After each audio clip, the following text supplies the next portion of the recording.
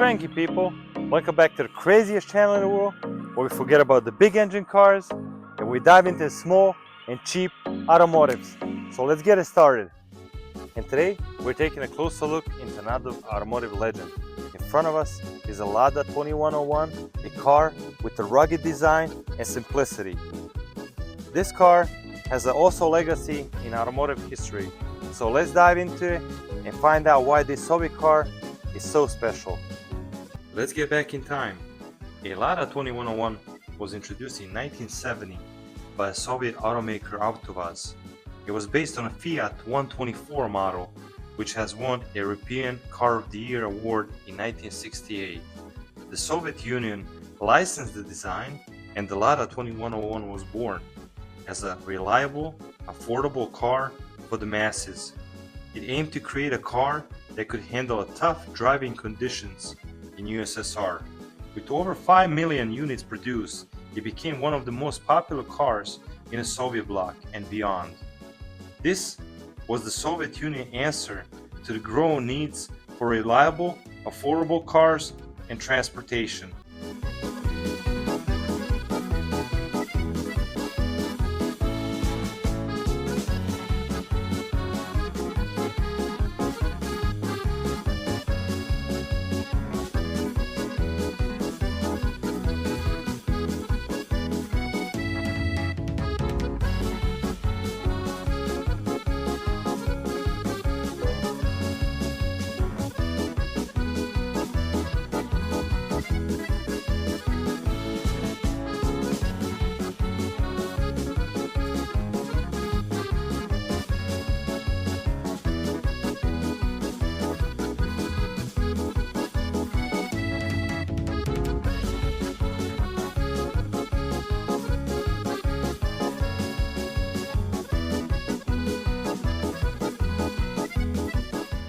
Now let's talk about the engine. Under the hood was 1.2 liter 4-cylinder inline engine that was producing 64 horsepower. While it wasn't built for speed, it was designed for reliability and easy maintenance. A Lada 2101 was nicknamed Kopeyka, in Russian meaning a small currency domination. It was also famously featured in various films, TV shows after representing the Soviet era. It was also produced in various versions, including station wagon, sport models. Inside, the Lada 2101 prioritized function over the form. The interior was simple and durable, with the basic features that got the job done. It could comfortably seat 5 passengers, had a spacious trunk, preferably for the family trips and hauling goods. The straightforward controls meant that everyone could get in there and drive it without any fuss. You would often see in the films on the TV symbolizing every life of the USSR. Its reliability made a favorite among the taxi drivers and families alike, maybe often becoming a key part of the people's lives.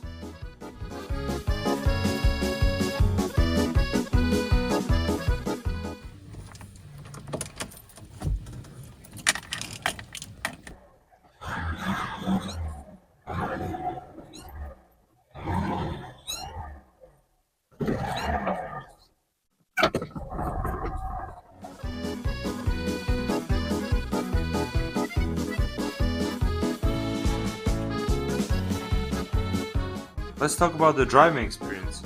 Owners often describe the driving Lada 2101 as a nostalgic journey. It was handling straightforward, and while it may not be the modern amenities inside of it, it often had a sense of connection to the road.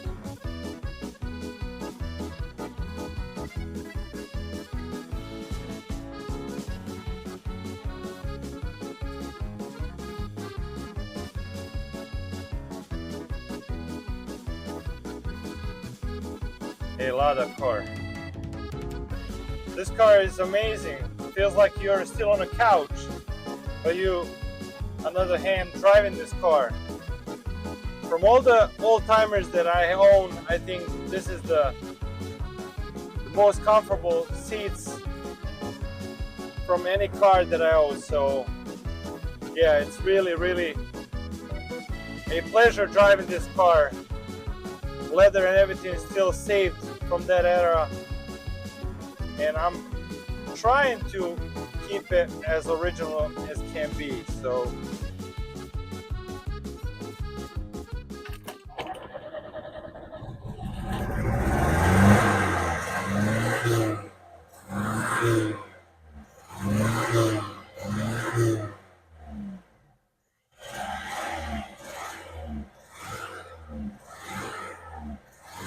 did you know that these cars are also called Zhiguli?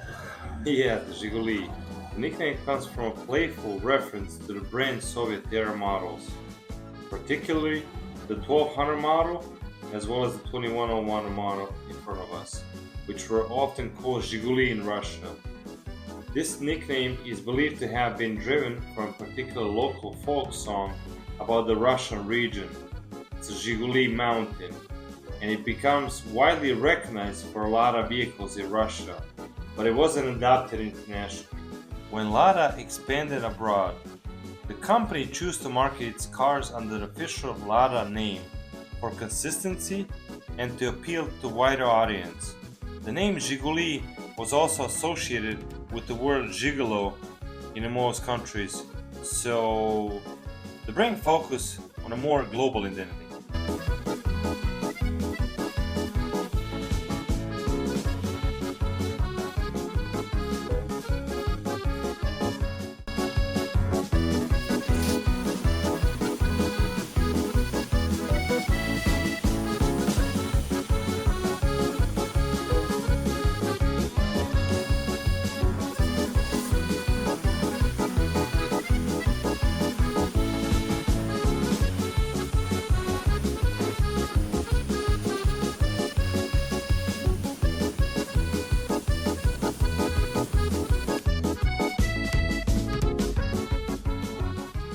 So what are your thoughts about Lada? Is this another charming classic that deserves more recognition, or just another old car? Please let me know in comments below.